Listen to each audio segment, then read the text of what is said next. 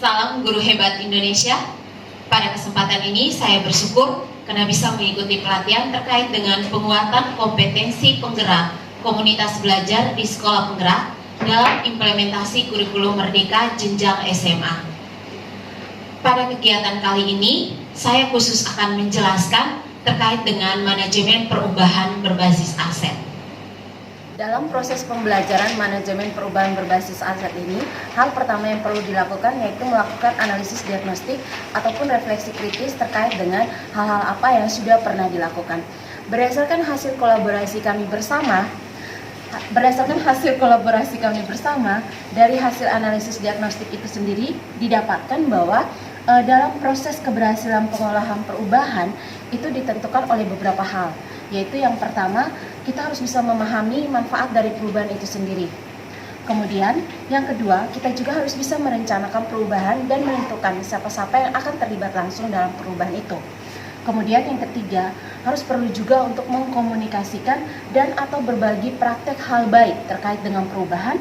Kemudian yang berikut adalah mengimplementasikan sesuai dengan rencana tindakan yang sudah dilakukan sebelumnya. Dan jangan lupa langkah terakhir yang juga perlu dilakukan yaitu terkait dengan melaksanakan evaluasi, refleksi, dan tindak lanjut secara konsisten. Kemudian dari hasil refleksi kami juga di sini bisa terlihat bahwa jika kita ingin mempelajari dan juga mengimplementasikan sebuah perubahan, maka di sini perlu ada beberapa hal yang perlu diperhatikan, yaitu mengidentifikasi sumber belajar yang tersedia, lalu kemudian membuat agenda belajar secara rutin, kemudian mengundang pimpinan dan juga seluruh warga sekolah yang ada, dan yang terakhir adalah melakukan praktik-praktik kecil di kelas dari hasil belajar sebagai bentuk pembiasaan. Selanjutnya, di sini saya juga akan menyampaikan bahwa jika kita mengalami masalah ataupun kendala dalam mempelajari dan mengimplementasikan perubahan, maka kita tetap harus berfokus pada aset atau kekuatan yang ada. Seberapa kecil apapun aset atau kekuatan yang kita miliki, itu patut menjadi bahan pertimbangan kita untuk bisa mengatasi kendala ataupun masalah yang ada.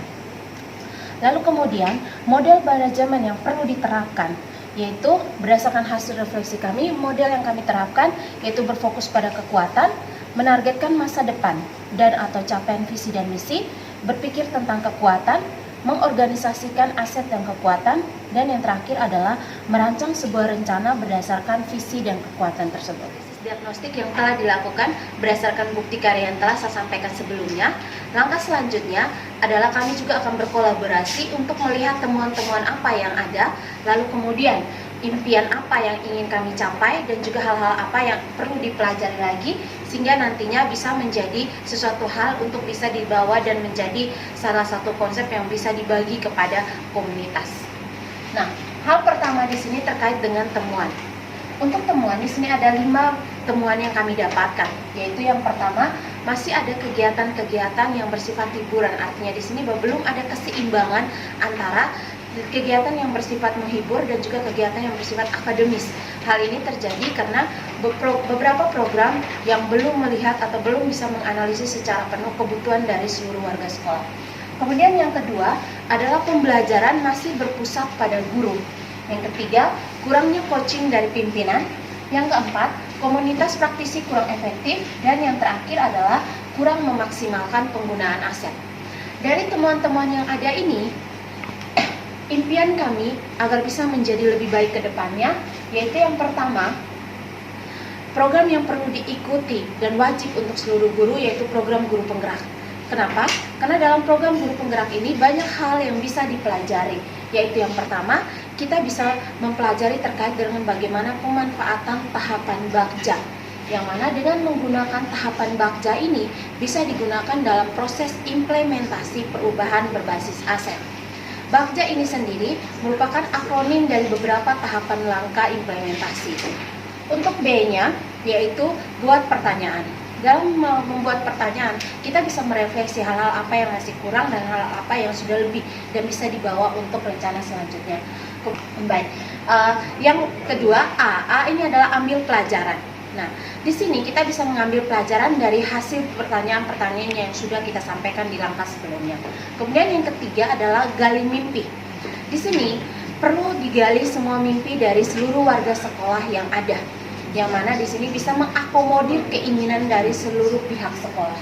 Kemudian yang berikutnya adalah jabarkan rencana. Nah, berdasarkan mimpi-mimpi yang sudah disimpulkan sebelumnya, maka perlu dijabarkan rencana-rencana apa yang hendak dilakukan yang kemudian nantinya bisa kepada tahapan terakhir, yaitu atur eksekusi untuk bisa melakukan perubahan sesuai dengan perencanaan yang ada sebelumnya.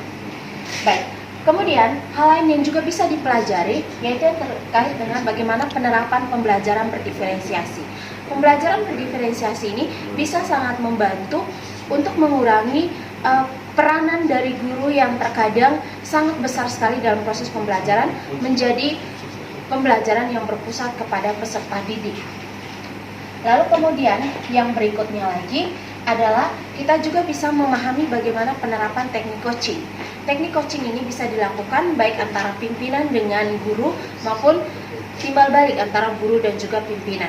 Tidak hanya itu, tapi juga bisa dilakukan bersama dengan siswa ataupun tenaga kependidikan yang lain. Dengan memahami teknik coaching bisa membantu warga sekolah untuk menyelesaikan permasalahan-permasalahan yang sekiranya ada dalam lingkup organisasi.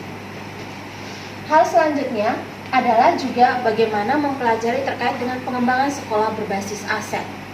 Ini sangat penting sekali karena kekuatan-kekuatan ataupun aset-aset yang ada di sekolah perlu diidentifikasi, dan ini bisa menjadi salah satu kekayaan sekolah yang membantu dalam proses penerapan program yang ingin dijalankan demi kemajuan sekolah.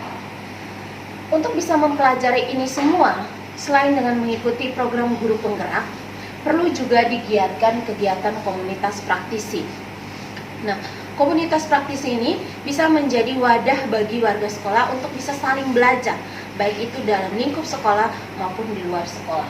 Untuk seterusnya, dari beberapa impian yang sudah kami jabarkan, kita melihat juga beberapa poin yang perlu dipelajari lagi.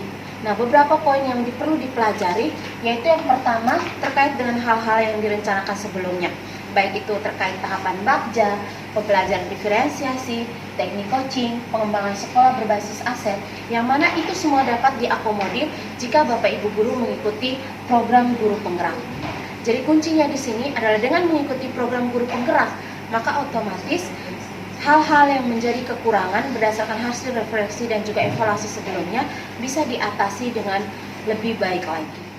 Ya, demikianlah aksi nyata saya terkait dengan penguatan kompetensi khususnya berkaitan dengan manajemen perubahan berbasis aset. Semoga hal ini bisa bermanfaat bagi Bapak Ibu dan bisa diterapkan dalam lingkup organisasi sekolah masing-masing. Sekian dan terima kasih.